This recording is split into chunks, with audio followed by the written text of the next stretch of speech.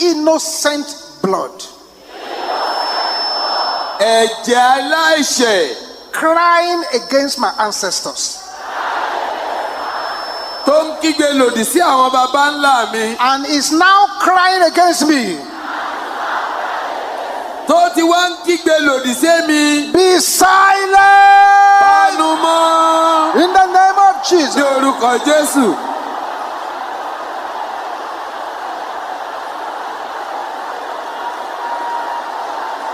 Open that mouth and shout it loud.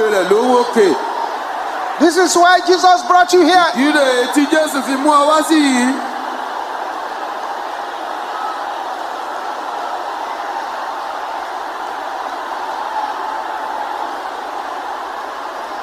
In Jesus' name we pray. Lórúkọ Jésù la gbàdúrà. Altar of God. Pẹpẹ Ọlọ́run. What are you waiting for? Kí ló ń dúró ṣe? Swallow any sickness fighting me. Gbé gbogbo àìsàn tó ń bá mi jà mí. In the name of Ní Jesus. orúkọ Jésù. Command the altar of the Almighty to swallow the sickness. Pẹpẹ ọ̀gá ògo gbé àìsàn náà mì. Be swallowed. Be swallowed. Be swallowed. Be swallowed. Be swallowed. Be swallowed. Be swallowed. Be swallowed. Be swallowed. Be swallowed. Di gbígbé mì.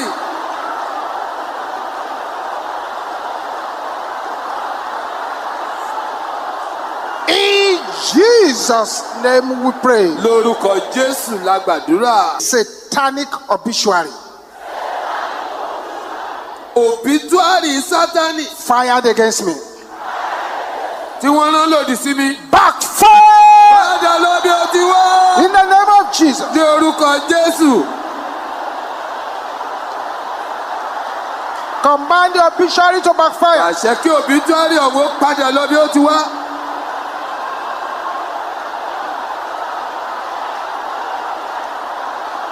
Somebody is breaking through over there. Ẹnìkan ti ń lo àlùyọ níbẹ̀ yẹn o. In Jesus' name we pray. Lórúkọ Jésù la gbàdúrà.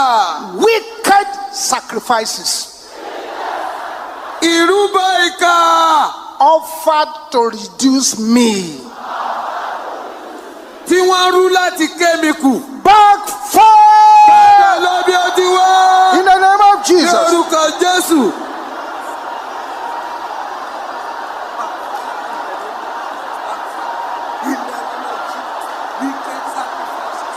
Oh yes.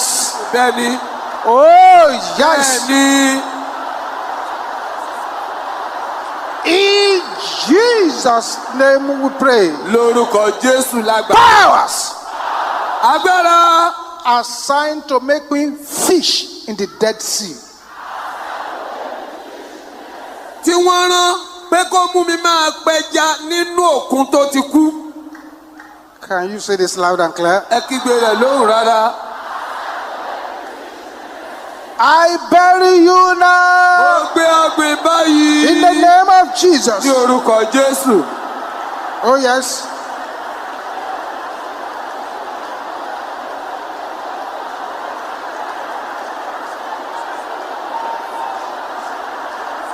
In Jesus' name we pray. Lórúkọ Jésù la gbàdúrà. Problems Ìṣòro assigned to push me to the wrong people.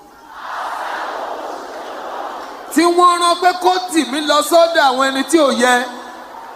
Can you say this with anger? Ẹ kígbe rẹ̀ pẹ̀lú ìbínú. Let your anger double than Jẹ́ that. kí ìbínú rẹ̀ pọ̀ jù báyẹn lọ. Before I leave this place, Kí n tó kúrò ní. yeah! Yes. Bẹ́ẹ̀ni.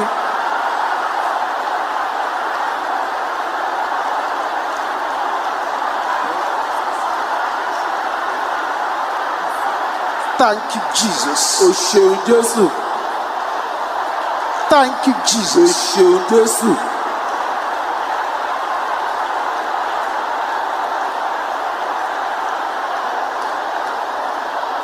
Aha. Bẹ́ẹ̀ni. In Jesus' Jesus' name we pray. Lórúkọ Jésù Say lágbàdúrà. every power Gbogbo agbára chasing away my peace tó ń lé àlàáfíà mi jìnnà. before I leave this Kí place. n tó kúrò ní Death!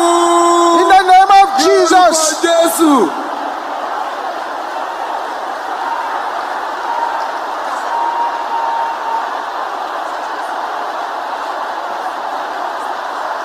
Yes. Bẹ́ẹ̀ni, Thank you, o Jesus. ṣeun Jésù.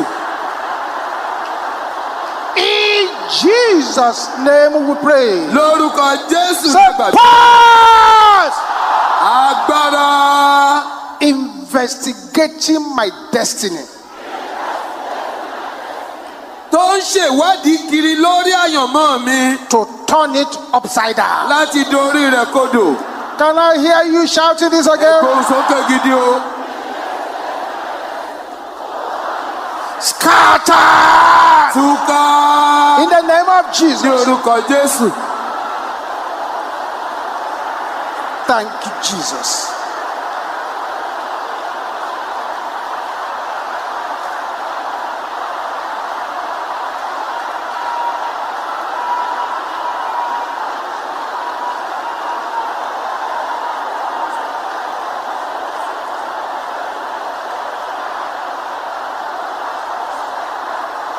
In Jesus' name we pray. Lórúkọ Jésù lágbàdúrà.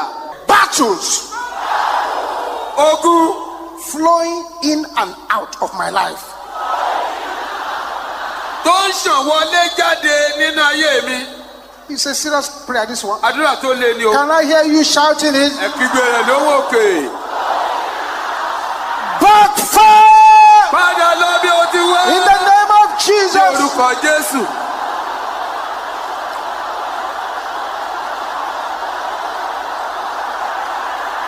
Don't negotiate with the enemy. Má dúnàdúrà pẹ̀lú ọ̀tá. This is not a day to negotiate. Òní kì í ṣọjọ́ ìdúnàdúrà.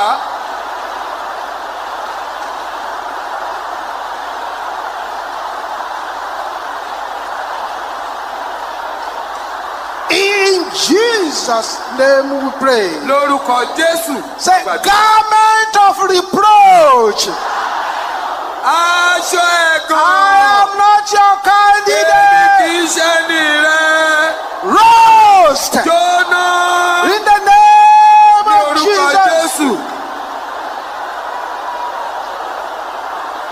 Garment of reproach. Aṣọ ẹ̀gàn. I am not your Èmi kì candidate. í ṣe ní rẹ̀. Roast in the name of Jóná ní Jesus. orúkọ Jésù.